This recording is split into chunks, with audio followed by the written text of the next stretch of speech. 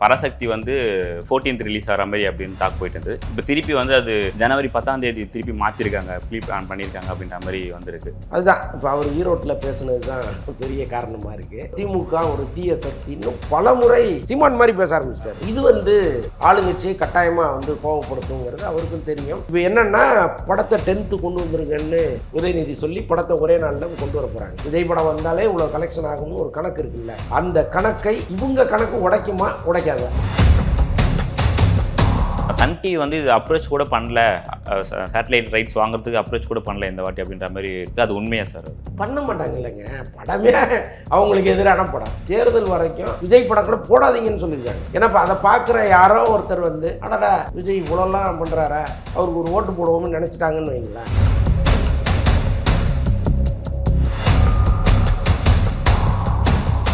Sir வணக்கம் sir. வணக்கம். எப்படி இருக்கீங்க சார்? நல்லா இருக்கேன் சார். இப்போது ஹாட் நியூஸே என்னென்னா, இப்போ ஈரோட்டில் தளபதி அவர்கள் வந்து பேசினதுனால அகெயின் அந்த பராசக்தி வந்து 14th ரிலீஸ் ஆகிற மாதிரி அப்படின்னு டாக் போயிட்டு இருந்தது. இப்போ திருப்பி வந்து அது ஜனவரி 10ஆம் தேதி திருப்பி மாற்றிருக்காங்க, ப்ரீ பிளான் பண்ணியிருக்காங்க அப்படின்ற மாதிரி வந்திருக்கு.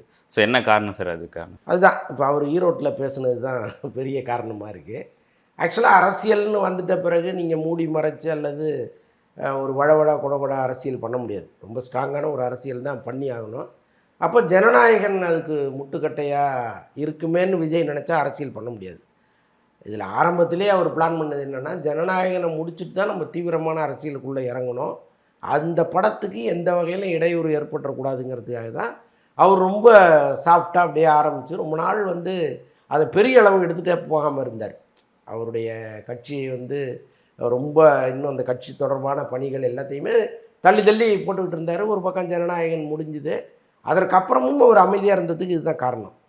ஆனால் ஒரு கட்டத்துக்கு மேலே தேர்தல் நெருங்கிட்டு இருக்கு, நாம் இனிமேலும் வந்து அமைதியாக இருந்தோம்னா ஒரு அரசியல் இங்கே பண்ண முடியாது. அப்போ ஜனநாயகன் எதுவாக இருந்தாலும் அந்த நேரத்தில் பார்த்துக்கலான்ட்டு தான் அவர் இறங்குறாரு. விக்கிரவாண்டியில் முதல் மாநாடு நடக்குது. அவரே எதிர்பார்க்காத அளவுக்கு ஒரு பெரும் கூட்டம் வருது.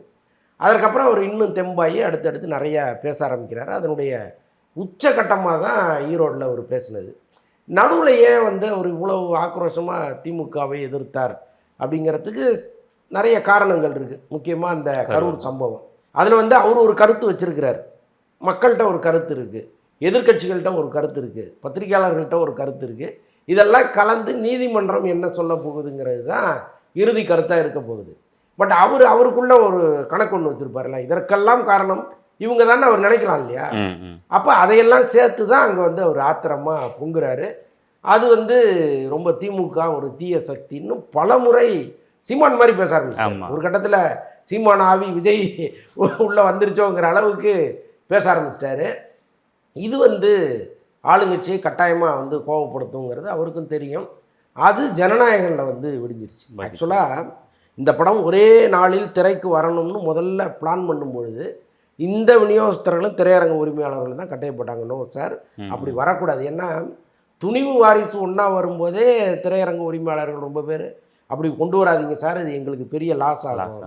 ஏன்னா ஒவ்வொரு படமும் தனித்தனியாக வரும்பொழுது நாங்கள் ஒரு 1000 ஸ்க்ரீனில் அந்த படத்தை போடுவோம், எங்களுக்கு ஒரு பெரிய அளவு கலெக்ஷன் வரும். இப்போ ஒரே நேரத்தில் 2 சம நடிகர்கள் படம் வரும்பொழுது அப்படியே கலெக்ஷன் வந்து ஸ்ப்ளிட் ஆகும். அது வந்து தேவையில்லாத வேலை அப்படின்னு சொல்லும்போது, ஆனால் கேட்கல. அன்னைக்கு ரொம்ப உறுதியாக இருந்தாங்க. அதன் காரணமாக சில பிரச்சனைகள்லாம் வந்துச்சு. ஆக்சுவலாக வாரிசுக்கு வந்து படம் வந்து விமர்சன ரீதியாக சுமாராக இருந்தால் கூட ரசிகர்கள் தொடர்ந்து வந்துகிட்டு இருந்தாங்க. அப்போது ரெட் ஜெயண்ட் என்ன பண்ணாங்கன்னா துணிவு ரிலீஸ் பண்ணியிருந்தாங்க. அப்போ பல தியேட்டர்கள் என்ன பண்ணிட்டாங்க, வாரிசை தூக்கி சின்ன தியேட்டரில் போட்டு துணிவை பெரிய தியேட்டரில் போட ஆரம்பிச்சிட்டாங்க. அதில் விஜய்க்கு ஒரு பெரிய கோபம். யார் மேலேன்னா ரெட் ஜெயண்ட் மேலே. அது பாட்டை என்ன போகுதோ அதுமாரி போக வேண்டியது தானே. உடனடியாக ஒரு 4 நாள் 5 நாளில் நீங்கள் தியேட்டரை மாற்றும் பொழுது அவர் கோவப்பட்டார். ஸோ இதெல்லாம் ஒரு பக்கம் நடந்துகிட்டு இருந்துச்சு. அப்போவே இது வந்து லேசான ஒரு பிரச்சனையாக ஸ்டார்ட் ஆச்சு. இப்போ என்ன நடக்குது அப்படின்னா, திரையரங்க உரிமையாளர்களே ஜனநாயகனை கொண்டு வாங்கன்னு சொல்கிற அளவுக்கு ஒரு சூழ்நிலை வந்துருச்சு. ஒரு பக்கம் விஜய் பேசுனது ரெட் ஜெயண்ட்டை வந்து கோபப்படுத்திருச்சு, அது தனி. ஆனால் திரையரங்க உரிமையாளர்கள் ஏன் வந்து பராசக்தியை கொண்டு வாங்க அப்படின்னு கேட்குறாங்கன்னா அதற்கு பின்னால் ஒரு பிரச்சனை இருக்குது. என்னென்னா, இந்த விநியோகஸ்தர்கள் என்ன பண்ணுறாங்கன்னா தியேட்டருக்காரங்கள்ட்ட பர்சன்டேஜ் பேசும்பொழுது உங்களுக்கு 20%, எங்களுக்கு 80%ன்னு பேசுகிறாங்க. அதை வந்து தியேட்டருக்காரங்க விரும்பலை. என்னென்னா பெரிய அளவு இவங்க வந்து தியேட்டர் அட்வான்ஸ் கொடுக்குறாங்க இந்த படத்துக்கு. வந்து எப்போவுமே விஜய் படங்கள்ங்கும்போது அவங்களுக்கு ஒரு உத்தரவாதமான வசூல் இருக்கும். அப்போ கடன் வாங்கியாவது இவங்க தியேட்டர் அட்வான்ஸ் கொடுப்பாங்க. அப்படி வந்து ஒரு பெரிய தொகையை கொடுக்கறதுக்கு அவங்க தயாராக இருக்கும் பொழுது எங்களுக்கு 20% தான் நீங்கள் கொடுப்பீங்கன்னா அது நியாயமாங்கிறது அவங்களுடைய கேள்வியாக இருக்குது. அட்லீஸ்ட் 25% வந்தால் கூட உங்களுக்கு பிரச்சனை இல்லை. ஆனால் இந்த இழுபறியில் வந்து இவங்க ரொம்ப ஸ்ட்ராங்காக நின்றுட்டாங்க கேவிஎல். நோ நாங்கள் வந்து 20% தான் உங்களுக்கு கொடுப்போம் அப்படின்ட்டு. ஸோ இந்த பிரச்சனையில் இவங்க என்ன பண்ணுறாங்க, பராசக்தி வந்துச்சுன்னா நமக்கு இன்னும் மேலும் ஒரு 5% அதிகமாக கிடைக்குமே அப்படின்ட்டு நீங்களும் வாங்க சார்ன்ட்டாங்க. இதுதான் ஒரு ஆரம்ப புள்ளியாக போயிடுச்சு. ஓகே, இப்போ என்னென்னா படத்தை 10th கொண்டு வந்துருங்கன்னு உதயநிதி சொல்லி படத்தை ஒரே நாளில் கொண்டு வர போகிறாங்க.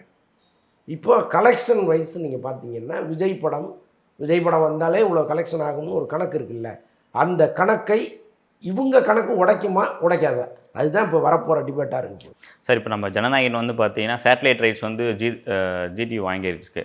பட் ஆனால் சன் டிவி வந்து இது அப்ரோச் கூட பண்ணல, சேட்டலைட் ரைட்ஸ் வாங்குறதுக்கு அப்ரோச் கூட பண்ணல இந்த வாட்டி அப்படின்ற மாதிரி இருக்குது. அது உண்மையா சார்? அது பண்ண மாட்டாங்க இல்லைங்க, படமே அவங்களுக்கு எதிரான படம். விஜய் வந்து விஜய் படங்களை தொடர்ந்து நம்ம சன் டிவியில் பார்த்துட்ருப்போம், கேடிவியில் தொடர்ந்து போட்டுகிட்டே இருப்பாங்க. இப்போ தேர்தல் வரைக்கும் விஜய் படங்களை போடாதீங்கன்னு சொல்லியிருக்காங்க. ஏன்னா இப்போ அதை பார்க்குற யாரோ ஒருத்தர் வந்து அடடா விஜய் இவ்வளோலாம் பண்ணுறாரா, அவருக்கு ஒரு ஓட்டு போடுவோம்னு நினச்சிட்டாங்கன்னு வைங்களேன், அது வந்து அவங்களுக்கு வச்சு அது செய்ய மாட்டாங்கல்ல. அப்போ தேர்தல் வரைக்கும் போடாதீங்கன்னு சொன்னவங்க எப்படி ஜனநாயகன் படத்தை விலை கொடுத்து வாங்குவாங்க? ஸோ அதனால் அதுதான் காரணம். ஆமாம் சார். ஆனால் இப்போ விஜய் ரசிகர்களை வந்து ஒரு ஈஸியாக அவங்கள பார்க்க முடியும்னா என்ன சொல்கிறாங்கன்னா, முதல்ல அவர் ஃபேமிலியே அவர் ஒழுங்காக பார்க்க முடியல, அப்புறம் எப்படி வந்து தமிழ்நாட்டை ஒரு பார்க்க போகிறாரு அப்படின்ற இந்த ஒரு இதை வச்சே மோஸ்ட்டாக எல்லாரையும் ஆஃப் பண்ணிடுறாங்க. தமிழ்நாட்டை ஃபேமிலியாக பார்க்குறாருன்னு எடுத்துக்கலாம். ஆமாம், சில வீடியோஸும் வரும். ஏகே வந்து அவரோட ஃபேமிலியில் அன்பாக இருக்க மாதிரியும், சூர்யா சார் அவரோட ஃபேமிலியில் அன்பாக இருக்க மாதிரியும். ஸோ இப்படி இருக்கும்போது இவர் மட்டும் அரசியலில் தனியாக நின்று இருக்க மாதிரி அது ஒரு மாதிரி சேடாக போட்டுருப்பாங்க. அது ஒரு நல்ல ஒரு ரீச் போயிட்டு இருக்கு. அதாவதுங்க, ஒருத்தரை அடித்து காலி பண்ணணும்னா எல்லாத்தையும் தோண்டி எடுக்கிற வழக்கம் இங்கே இருக்குது. இது அவருடைய ப்ரைவசி. இப்போ இன்னொன்று, இப்போ அவங்க மனைவி சங்கீதா வந்து வேற எங்கேயோ அவரை விட்டுட்டு போயிட்டாங்க அப்படின்னா இந்த கேள்விகளெல்லாம் கேட்பதில் ஒரு நியாயம் இருக்குது. அவங்க நீலாங்கரை வீட்டில் தான் இருக்காங்க, பிள்ளைகளும் அங்கே தான் இருக்காங்க.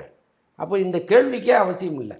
அவரு அவங்கள வந்து போராட்டத்தெல்லாம் கூப்பிட்டு போகணும்னு நினைக்காம இருக்காரு. அதுக்கு ஏதாவது காரணம் இருக்கலாம். பட் அவங்க பிரியல, எங்கேயாவது லீகல் நோட்டீஸ் அனுப்பிச்சுக்கிட்டாங்களா, அல்லது வந்து அவங்கள கொண்டு போய் எங்கேயாவது தனியாக தங்க வச்சிருக்கிறாரு, அப்படி எதுவுமே இல்லையே. சரி, ஆனால் இவங்க வந்து இப்போது லண்டனுக்கு போயிட்டாங்க அப்படின்ற மாதிரி ஒரு இது இருந்தது. அது ஒன்றா இல்லை அப்படின்ற மாதிரி இல்லைங்க. ஒரு மனைவி ஒரு பெண் அவங்க அம்மா வீட்டுக்கு போகிறத வந்து நம்ம எப்படி குறை சொல்ல முடியும்? அவங்களுக்கு பூர்வீகம் இலங்கையாக இருந்தால் கூட அவங்க செட்டில் ஆனது லண்டனில். ஸோ அங்கே தான் அவங்க அப்பாலாம் இருக்கார். விஜயே ஒவ்வொரு முறை ஷூட்டிங் முடிஞ்ச பிறகும், அவர் படம் ஷூட்டிங் முடிஞ்ச பிறகும் ஃபேமிலியோடு லண்டனில் தான் போய் தங்குவார். ஒரு 10 நாள் போய் எப்போவுமே தங்குவார். அதை அவர் வழக்கமாக வச்சுருந்தார். அந்த மாதிரி அவங்க அப்பா வீட்டுக்கு போகிறாங்க. அதை வந்து நம்ம எப்படி அவங்க லண்டனில் இருந்தாங்கன்னு நம்ம சொல்ல முடியும்? இங்கே தான் இருக்காங்க, நீலாங்கரை வீட்டில் தான் இருக்காங்க. நம்ம தளபதியோட நிறைய படங்கள் வந்து பார்த்தீங்கன்னா லீட் கொடுத்துட்டு, அதான் கோட் கூட ஒரு லீடு இருக்கும், லியோலையும் ஒரு லீட் இருக்கும், நெக்ஸ்ட் பார்ட்டுக்கானது. பட் இப்போ இவர் இதுதான் லாஸ்ட் படம் போது இந்த படங்கள்லாம் என்ன சார், இந்த லீடுக்காகவும் இது என்ன, எப்படி சார் இது பார்க்கலாம் நம்ம? மேபி ஏஐ வச்சு இது நெக்ஸ்ட் பார்ட்டு விடுறதுக்கான வாய்ப்பு இருக்குங்களா? இல்லை, அதுக்கெல்லாம் வாய்ப்பு இல்லை. என்னென்னாப்பா அவர் ஃபைனலாக இதுதான்னு முடிவெடுத்துட்டாரு. அதற்கப்புறமும் பல பேர் வந்து அவரை சார் அப்படி முடிவெடுக்காதீங்க, வேண்டாம், நம்ம தொடர்ந்து படங்களில் நடிக்கலாம், நீங்கள் வாங்க சார்லாம் பேசிகிட்டு இருக்காங்க. ஆனால் எதுவுமே முடிவானது இங்கே கிடையாது. நம்ம ஒன்று நினைப்போம், வேற ஒன்று நடக்கும். அதனால் நாளைக்கே வந்து அவர் நம்ம அரசியலுக்கு திரைப்படம் ஒரு முக்கியமான கருவியாக இருக்குது, நம்ம தொடர்ந்து அதை பண்ணுவோம் அப்படின்னு நினச்சி மீண்டும் அரசியலை வலுப்படுத்துவதற்காக நடிப்பதற்கும் வாய்ப்பு இருக்குது. வர்ற படமெல்லாம் இனி அரசியல் படமாக எடுப்போம்னு நினச்சி கூட இறங்கலாம். இப்போ கலைஞர் வந்து ஒவ்வொரு முறையும் வந்து திரைப்படத்தை ஒரு பெரிய ஆயுதமாக கையில் எடுப்பார். நீங்கள் அவருடைய கதை வசனங்களில் அவருடைய கட்சி, கொள்கை, அவருடைய லட்சியம், இது எல்லாத்தையுமே கொண்டு வந்து திணிப்பார். இப்போ ஜெய்சங்கர்லாம் வச்சு வண்டிக்காரன் மகன் ஒரு படம் ஒன்று எடுத்தார். ஓகே. ஸோ இந்த மாதிரி வந்து சினிமாங்கிறது நீங்கள் 1000 பொதுக்கூட்டங்களில் பேசுகிறதும் ஒன்று, 1 மணி நேரம் படமாக கொடுக்குறதும் ஒன்று. அப்போ திரைப்படம்ங்கிறது எவ்வளோ பெரிய வலிமையான ஆயுதம்ங்கிறது விஜய்க்கும் தெரியும். ஸோ அதனால் இதனோட நிறுத்தக்கூடாதுங்கிறது எல்லாருடைய விருப்பம். ஆனால் அவர் அப்படி ஒரு முடிவு எடுத்திருக்கிறாரு. அது காலம்தான் பதில் சொல்லும்.